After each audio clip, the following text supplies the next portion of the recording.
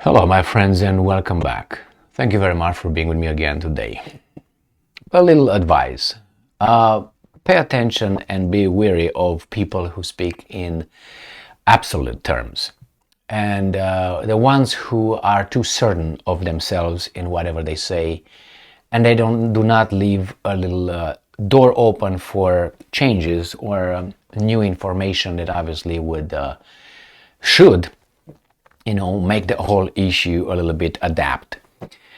Because it can't be like that. So that's one advice. That leads me to this article that I have from Ukrainska Pravda, comes from Ukraine, and it features Budanov, and Budanov is a 38-year-old general. He is the chief of the military intelligence of Ukraine. And I think, in my assessment, that he is not mature enough, I would say it, for his position. I don't know him personally, I know his statements. And from his statements, I realize that he's not there. I don't have a problem with young people being intelligent, having experience, being knowledgeable. I think Budanov might have the direct experience in intelligence due to his missions. I don't know if he's got the knowledge, and I have the biggest problem with his way of analyzing intelligence. That's my assessment. I think he's too young for being a general where he's at. But hey, if people thought that he's in the best position over there and he's playing the role of being the chief intelligence of military in Ukraine, that's their country. They can decide who's manipulated and who manipulates, right? Right. So what's going on in this article? Budanov says something in kind of absolute terms, and I definitely disagree with that. But let's see if he's going to, use reason and intelligence and knowledge and experience to support his claims. Now, remember, this is in absolute terms. And I'm quoting Mr. Budanov. No nuclear strike will happen. There's a certainty right there. After Ukraine enters Crimea. So this guy makes a affirmative statement. He affirms that no nuclear strike will happen. There's no might, could, no. After Ukraine enters Crimea. For him, a certainty is that they will enter Crimea and the Russians will not retaliate because he knows so. Well, I would like now, according to my civilization and his civilization, which should be the same, how he's going to support his claim. That's how we function, right? It's not like I tell you this and I don't have to give you a reason why this. You ignore this kind of statements. So, Ukraine's defense intelligence chief.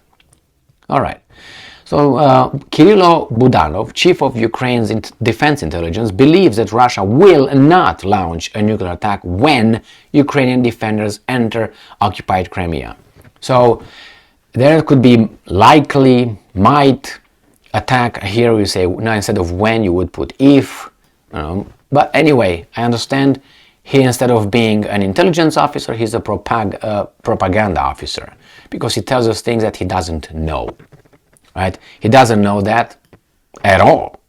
He just assumes, but he's certain, absolute. Budanov said that in an interview with RBC Ukraine. Asked whether there will be a nuclear strike if the armed forces of Ukraine enter Crimea, Budanov answered, there will not be. See, this guy's asked the question if, not when.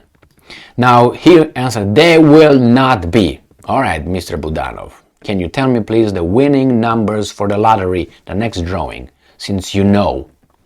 In his opinion, definitely that's just an opinion.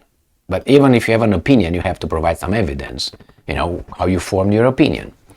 Russian propaganda will highlight the loss of Crimea as a forced measure, end quote, just like during the liberation of Kherson. Possible? Probable? Well, let's put the scenario as Ukraine will occupy Crimea. Or that was the wrong word I used, occupied. I should use liberate. You know what I mean? I don't like to be told what words I should use. So, quote, and I'm quoting this guy, "It is painful to admit, but it must be said.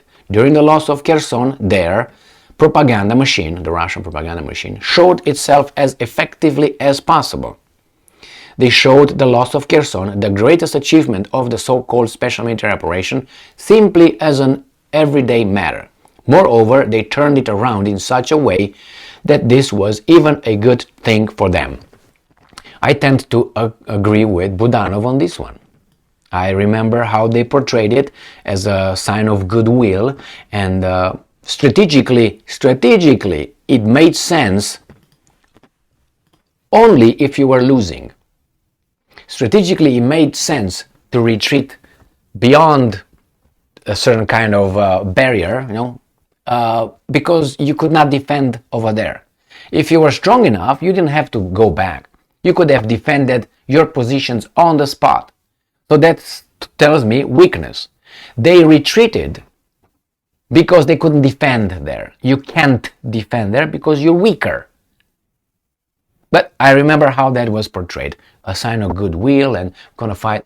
What was their decision? But the propaganda has to portray it for their people like that, as the other side portrayed certain kind of losses in a different way. Like, for instance, Mr. Budanov, you remember how your media portrayed the loss of Mariupol and Azovstal, and the Azov battalion being captured, taken as prisoners from Azovstal.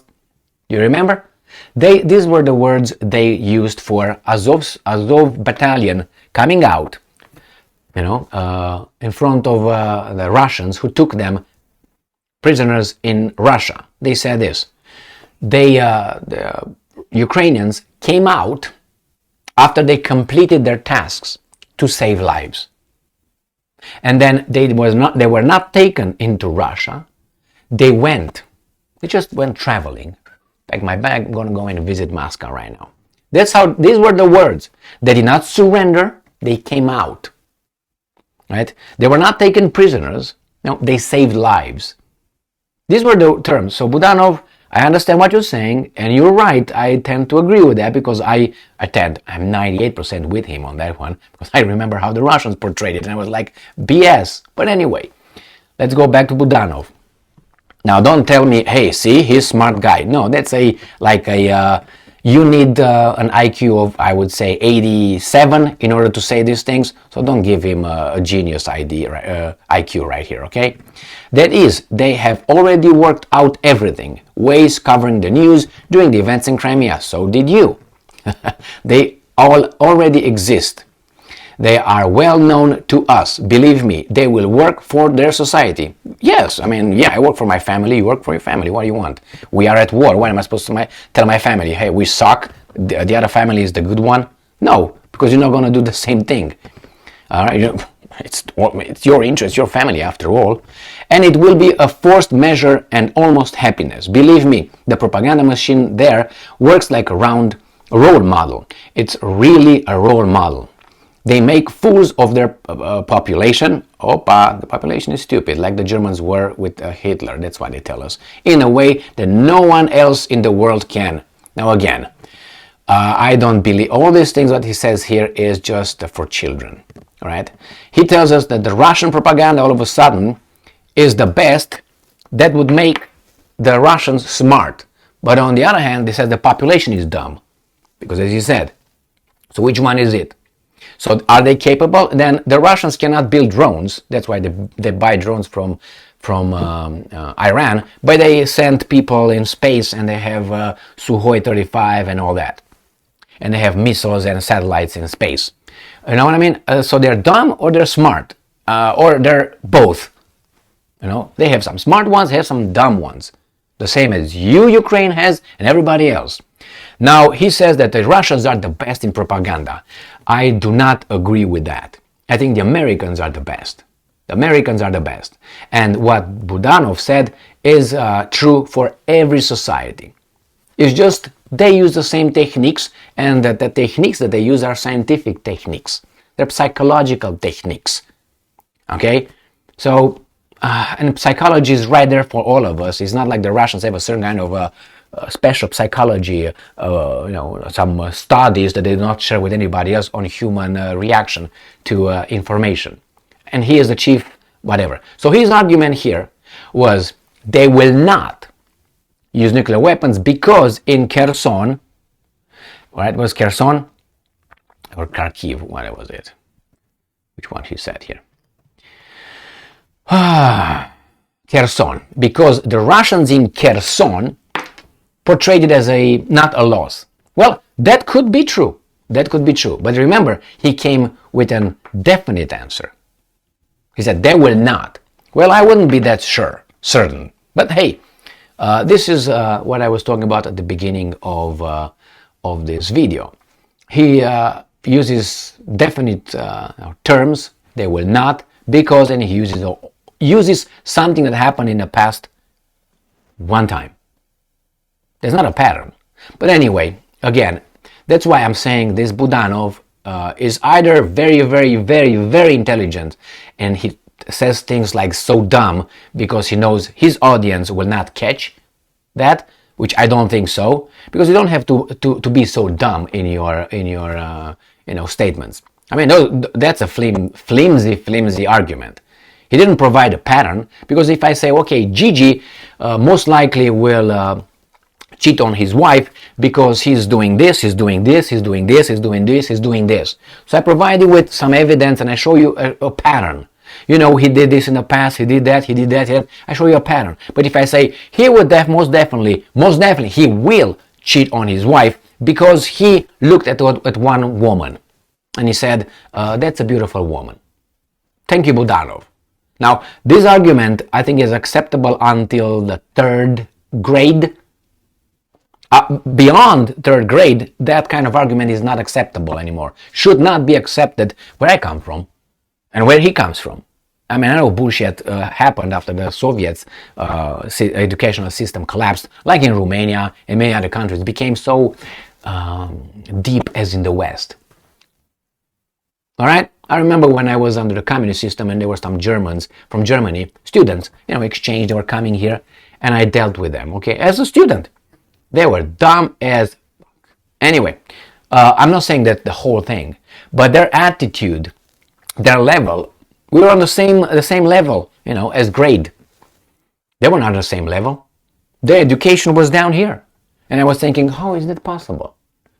Anyway, besides there were some culture thing that, they were allowed to eat during the class. They were noisy, they were undisciplined, they were talking while the teacher was talking. There were some things that for us it was like disrespectful. And you can say, well, no, you were just not free people. Children need discipline. Because if you don't give discipline to a child, the child will not be able to function normally in a society by, being organized,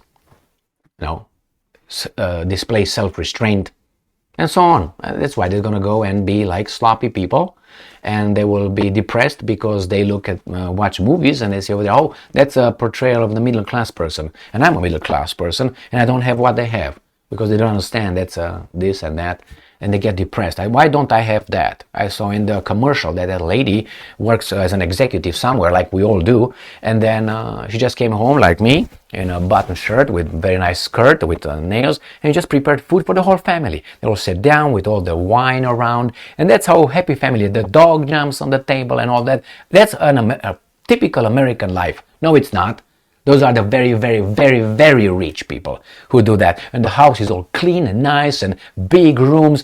And they watch that as a norm. That's not norm. But children, adolescents, young adults see that, say, that's normality. That's not. And they say, my house is garbage.